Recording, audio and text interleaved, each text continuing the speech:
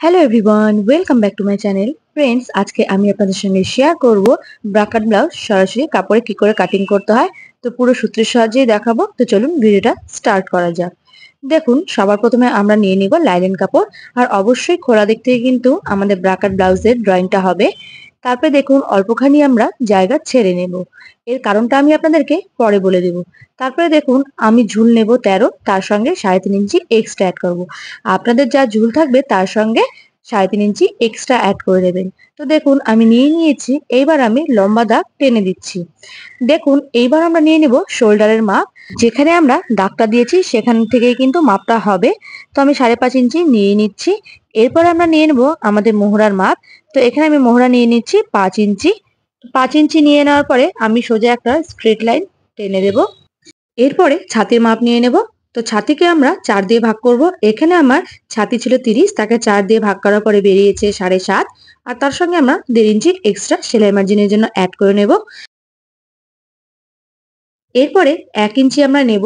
তো যেখানে আমরা মোহরার মাপটা নিয়েছিলাম সেখানে 1 ইঞ্চিতে মার্ক করে নিয়ে এইভাবে আলতো হাতে আমরা মোহরার শেপটা দিয়ে নেব। এরপরে আমরা নিয়ে নেব কোমরের মাপ। তো কোমর ছিল আমার 24, তাকে 4 দিয়ে ভাগ করার পরে বেরিয়েছে 6। আর তার সঙ্গে আমরা 1.5 ইঞ্চি এক্সট্রা সেলাই মার্জিনের জন্য নিয়ে নেব। আপনাদের যা কোমর থাকবে তাকে 4 দিয়ে ভাগ করবেন, তারপরে সেলাই মার্জিন হিসাবে 1.5 বা 2 নিয়ে নেবেন। এরপরে দাগগুলোকে আমি একটা স্কেলের সাহায্যে এইভাবে লম্বা টেনে দিচ্ছি। এখন নিয়ে নেব গলার চওড়া। তো 2.5 ইঞ্চি আমি নিয়ে নিচ্ছি। আর গলার লম্বাটা আমরা 6 ইঞ্চি নিয়ে নেব। এখানে আপনারা আপনাদের পছন্দ অনুযায়ী কম বেশি নিয়ে নিতে পারেন। এরপরে একটা স্কেলের সাহায্যে আমি দাগ দুটোকে মিলিয়ে বক্স বানিয়ে নেব। এখানে পছন্দ অনুযায়ী আমার শেপ দিয়ে নেব। আপনারা আপনাদের পছন্দ অনুযায়ী শেপ দিয়ে নেবেন। এইবার 1 ইঞ্চি আমরা কোমরের দিক থেকে বসিয়ে বাইরের দিকে টেনে নেব। গলার ওখানে কিন্তু বসিয়ে 1 ইঞ্চি বাইরের দিকে টেনে নেব। তো প্রথমেই বলেছিলাম একটুখানি জায়গা ছেড়েই কিন্তু আমরা ড্রয়িংটা করব। তার কারণ হলো এইটাই। তো দেখুন আমি স্কেলের সাহায্যে দুটো দাগকে মিলিয়ে দিয়েছি। এইবার বাইরের দাগ থেকে 4 ইঞ্চি ওপরে একটা মার্ক করব। 3 ইঞ্চি ডান পাশে বাইরে যে দাগটা রয়েছে সেখান থেকে ওপরের দিকে একটা মার্ক করে নেব। এইবার এই দুটো মার্ককে আমি স্কেলের সাহায্যে সোজাভাবে টেনে দেব। এইবার আমরা 1 ইঞ্চি নেব, যেখানে আমরা 3 ইঞ্চিতে মার্ক করেছিলাম সেখান থেকে বসিয়ে বাইরের দিকে টেনে নেব। তারপরে স্কেল দিয়ে কোণ করে এইভাবে মিলিয়ে দেব। এখন 1/2 ইঞ্চি নেব, নিয়ে ঠিক এখানে বসাবো, বসিয়ে মার্ক করে নেব। তারপরে এইভাবে একটা কার্ভ শেপ দিয়ে নেব। এইবার দেখুন আমরা 6 ইঞ্চি নেব। তো ভেতরে যে দাগটা রয়েছে সেখানে বসাবো, বসিয়ে দিয়ে 6 ইঞ্চিতে মার্ক করব। এরপরে আমরা 2.5 ইঞ্চি নেব। আমাদের যে আর্মহোলের রাউন্ড শেপটা সেখানে বসাবো, বসিয়ে দিয়ে 2.5 ইঞ্চি ভেতরের দিকে একটা মার্ক করে নেব। গলায় বসিয়ে আমরা 1 ইঞ্চি ওপরে মার্ক করে নিব। এইবার এই 3টে দাগকে আলতো হাতে আমরা এইভাবে মিলিয়ে দেব। দেখুন কত সুন্দর করে আমাদের ব্লাউজের যে খাপটা রয়েছে সেটা হয়ে গেছে। এইবার গলা থেকে আমরা যে দাগটা দিয়েছিলাম সেখান অবধি আমরা মাঝখানের পয়েন্টটা বার করব। তো ফিতেটাকে ওপরে বসিয়ে নিচে আঙুল রেখে তারপরে ফিতেটাকে ফোল্ড করে নেব। ফোল্ড করার পরে একটা মার্ক করে নিয়েছি। মার্কের উপর থেকে আমরা স্কেল বসিয়ে ওই পাশেও একটা সোজা দাগ টেনে নিয়েছি। এইবার যে আমরা মার্কটা করেছিলাম সেখান থেকে 1 ইঞ্চি ওপরে আর 1 ইঞ্চি নিচে সেম ভাবে ওই পাশে যে দাগ দিয়েছি ওখানেও 1 ইঞ্চি ওপরে 1 ইঞ্চি নিচে এইভাবে দাগ টেনে দেব। এরপর এই যে আমার দাগগুলো বেরোলো এগুলোকে আমি কোণ করে মিলিয়ে দেব। দেখুন আমার কিন্তু পুরোপুরি ড্রয়িং হয়ে গিয়েছে। এইবার আমি চারপাশ থেকে কাটিং করে নেব। দেখুন প্রত্যেকটা পার্টকে কিন্তু আমি পিন দিয়ে এভাবে আটকে নিয়েছি যাতে পার্টগুলো আলাদা না হয়ে যায়। তো চারিদিকে আমার কাটিং হয়ে গিয়েছে। এইবার আমি ভেতরে কাটিং করে দেখাচ্ছি। যেখানে আমরা কার্ভ শেপ দিয়েছিলাম সেখানে আমরা এখন কাটিং করব। দেখুন নিচের পার্টটা আমাদের বেরিয়ে গিয়েছে। এইবার আমি ভেতরের যে কাটিংটা আছে সেটা দেখাবো। তো আমাদের যে ব্লাউজের খাপটা ছিল সেটাকে আমাদেরকে এইভাবে রাউন্ড করে কেটে নিতে হবে। তো দেখুন আমাদের দুটো পার্ট বেরিয়ে গেল। এইবার এখানে কিন্তু আমাদের কাটিং করতে হবে। তো দেখে নিন কাটিং কি করে করতে হয়। দেখুন আমি কিভাবে কাট করছি সেম ভাবেই কিন্তু আপনারা কাট করবেন। তো দেখুন আমার কিন্তু 3 নাম্বার পার্ট বেরিয়ে গেল। এইবার এইভাবে আমাদেরকে আরেকবার কাটিং করে নিতে হবে। আর মাঝখানের টুকরোগুলো কিন্তু বাদ দিয়ে দিতে হবে। এটা বাদ দিয়েই কিন্তু আমাদেরকে স্টিচিং করতে হবে। তো দেখুন পুরোপুরি কিন্তু আমার কাটিং হয়ে গিয়েছে। আর এই পার্টটাকে আমি সরিয়ে দিলাম। তো মোট 4টে পার্ট বেরোবে। তো আমি নাম্বারিং করে দিচ্ছি। 1 2 এটা হলো 3 আর নিচেরটা হলো 4। তো ব্যাস আমাদের কিন্তু হয়ে গিয়েছে। এইবার আমরা ব্লাউজ পিসের সঙ্গে লাইলন কাপড়টাকে হুবহু কেটে নেব। কেটে নেওয়ার পরে প্রত্যেকটা পার্টকে একটার সঙ্গে একটা সেলাই করব। তো দেখুন আমি 1 নাম্বার পার্ট নিচ্ছি, নিয়ে তারপরে সেলাই করে দেব। ঠিক একইভাবে কিন্তু আমি প্রত্যেকটা পার্টকেই সেলাই করব। যেহেতু ভিডিওটা পুরো লং হয়ে যাবে তাই আমি আর দেখালাম না, একটা পার্ট দিয়ে আপনারা বুঝে নিন। দেখুন সেলাই হয়ে গিয়েছে। এইবার বাড়তি কাপড়ের যে টুকরোগুলো রয়েছে সেগুলো আমি কেটে বাদ দিয়ে দিচ্ছি। তো দেখুন বাদ দিয়ে দিয়েছি। তো একইভাবে কিন্তু আমি 1 2 3 4 নাম্বার পার্ট ছিল সবগুলোকে আমি সেম ভাবে কিন্তু সেলাই করে দিয়েছি। তো সবার প্রথমে আমরা 2 নাম্বার পার্টকে নেব। এখানে আমাদেরকে কিছু কাজ করতে হবে। তো 2 নাম্বার পার্ট নিয়েছি, নিয়ে এটাকে আমি ফোল্ড করব। ভালো করে ফোল্ড করে নেওয়ার পরে এইবার দেখুন 1/2 ইঞ্চিতে আমরা বসাবো। বসিয়ে বাইরের দিকে 1/2 ইঞ্চিতে আমরা একটা মার্ক করে নেব। করে নেওয়ার পরে আমরা উপরের কোণ থেকে নিচে যে 1/2 ইঞ্চি নিয়েছি ঠিক এইভাবে আমরা একটা দাগ টেনে দেব। এর ওপর থেকে কিন্তু আমাদের এখন সেলাই হবে। সেলাই করে নিয়েছি আর দেখতে অনেকটা এরকম হবে। এইবার আমরা 1 নাম্বার পার্টের সঙ্গে 2 নাম্বার পার্টটাকে সেলাই করব। তো দুটোকে আমি উল্টে নিয়েছি আর যে কোনো এক পাশের কোণাটাকে ভালো করে ধরে নেব। ধরে নিয়ে 1/2 ইঞ্চি ছেড়ে আমরা সেলাই করব।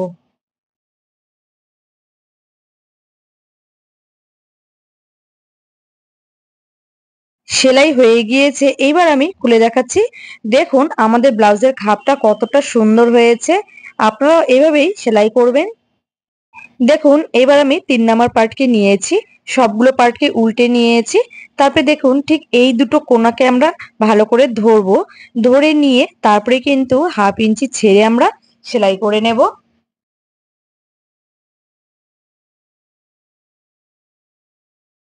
সেলাই করে নিয়েছি। সেলাই করার পরে দেখতে ঠিক এরকমটা লাগবে। এরপরে আমরা 4 নাম্বার পার্টটাকে নেব। সবগুলো পার্টকে উল্টে নিয়ে এরপরে আমি একটা কোণা ধরবো। ধরে তারপরে 1/2 ইঞ্চি ছেড়েই কিন্তু সেলাই করব।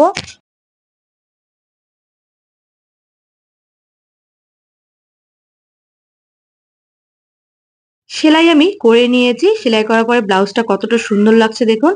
এইবার দেখুন 3 নাম্বার পার্টটা যে ছিল নিচের দিকে একটুখানি বেশি থাকবে, এটা নিয়ে চিন্তার কোনো কারণ নেই। ঠিক এইভাবে কেটে দেবেন। দেখতেই পাচ্ছেন ব্লাউজটা কতটা সুন্দর লাগছে। তো ঠিক একইভাবে ব্লাউজের যে আরেকটা পাশ ছিল আমি সেম ভাবেই কিন্তু সেলাই করে নিয়েছি। এইবার গলায় পট্টি লাগাবো। তো তার জন্য গলাটাকে প্রথমে এইভাবে মেপে নিতে হবে। মেপে নিয়ে যতটা বেরোবে তত ইঞ্চি আমরা লম্বায় নিয়ে নেব। দেখুন পট্টি কেটে নিয়েছি আর আমি লম্বায় যতটা গলা বেরিয়েছে ততটাই কিন্তু নিয়ে নিয়েছি। তো চওড়ায় আমি 1.5 ইঞ্চি নিয়েছি আর পট্টিটা অবশ্যই তেরছা ভাবে কেটে নেবেন। এইবার পট্টিটাকে ঠিক এইভাবে ফোল্ড করব, করে নিয়ে সেলাই করে দেব।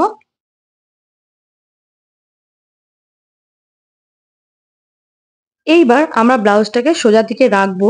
রেখে দিয়ে যে পট্টিটা আমরা সেলাই করেছিলাম সেইটার জয়েন্ট সাইডটা আমরা ব্লাউজের ওপরে রাখবো একদম ধারে। ধারে রেখে তারপরে 1/2 ইঞ্চি ছেড়ে সেলাই করব।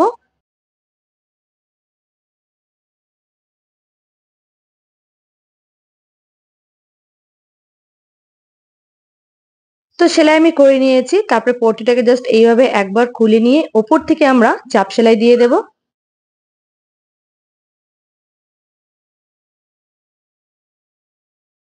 তো দেখুন আমি চাপ সেলাই দিয়ে নিয়েছি। এইবার ব্লাউজটাকে জাস্ট উল্টাবো। উল্টে নিয়ে তারপরে পট্টিটা আমি এইভাবে ফোল্ড করব। ফোল্ড করে ফাইনালি সেলাই করে দেব। তো এটা সেলাই করলেই কিন্তু আমাদের গলার পট্টিটা লাগানো একদম কমপ্লিট হয়ে যাবে। আপনারাও যখন গলার কাছে পট্টি লাগাবেন এইভাবেই আপনারাও সেলাই করবেন। পট্টি কিন্তু আমার একদম কমপ্লিট হয়ে গিয়েছে দেখুন। এইবার আমরা হুকের জন্য হুক পট্টি লাগাবো। তো তার জন্য আমি আগে ফিতে দিয়ে মেপে নেব। তো মেপে আমার যতটা বেরোবে সেটাই নেব। তো এখানে আমি পট্টি কেটে নিয়েছি, লম্বায় আমি মেপে নিয়েছি যতটা বেরিয়েছে। তারপরে আমি 3 ইঞ্চি চওড়াই নিয়েছি। তো এইবার আমি ব্লাউজের ওপরে আমার পট্টিটাকে বসাবো। বসিয়ে 1/2 ইঞ্চি ছেড়ে সেলাই করব।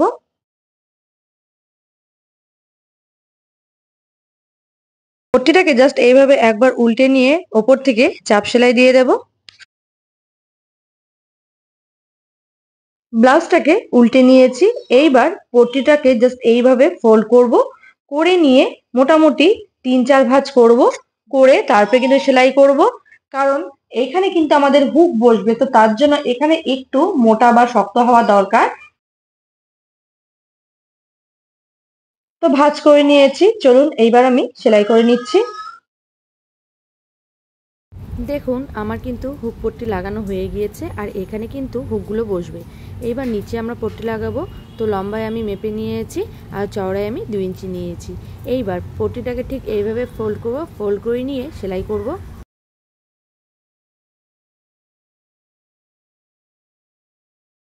ব্লাউজটাকে সোজা দিকে রাখবো, রেখে দিয়ে এইবার পট্টিটাকে ওপরে রাখবো, রেখে একটুখানি বাড়িয়ে রাখবো সামনের দিকে। এখন 1/2 ইঞ্চি ছেড়ে সেলাই করব। পট্টিটাকে এইবার এইভাবে খুলে নিব, খুলে নিয়ে ওপর থেকে চাপ সেলাই দিয়ে দেব। এইবার পট্টিটা যেইভাবে আমি ফোল্ড করছি ঠিক সেইভাবে ফোল্ড করে নেবেন। তো এইভাবে ফোল্ড করে নিলে কিন্তু ব্লাউজের ফিনিশিংটা খুব সুন্দর হয়। আপনারা কিন্তু সেমভাবেই করবেন।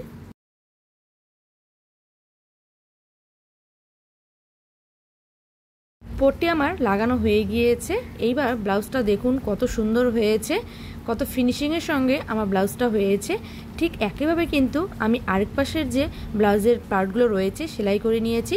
যেহেতু ভিডিওটা অনেক লং হয়ে যাবে তাই আমি আর দেখালাম না। তো গলার পট্টিটা সেমভাবেই কিন্তু আমি করে নিয়েছি। এইবার হুকটা যেখানে লেগে থাকবে সেই পট্টিটা আমি দেখাবো। তো গলায় আমি পট্টি লাগিয়ে নিয়েছি। তো লাগানোর পরে দেখুন আমি 3 ইঞ্চি চওড়া একটা পট্টি নিয়েছি, আর লম্বায় আমি মেপে নিয়েছি যতটা ততটাই। লাইলেন কাপড় আর ব্লাউজের পিসকে কিন্তু একসঙ্গে আমি সেলাই করেছি। এইবার ব্লাউজটাকে সোজা দিকে রাখবো আর আমার পট্টিটা উল্টো করে রাখবো, রেখে তারপরে কিন্তু সেলাই করব।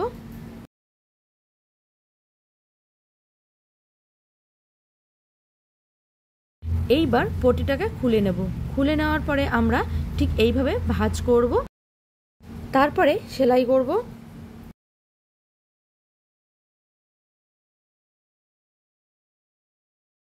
ওপরে বাড়তি কাপড়ের যে টুকরোটা রয়েছে এইভাবে ফোল্ড করব, তারপরে সেলাই করব।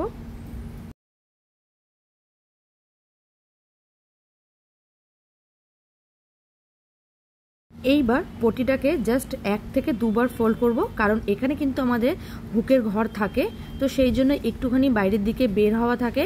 তো মোটামুটি 1 থেকে 2 বার ফোল্ড করব, তারপরে কিন্তু সেলাই করব।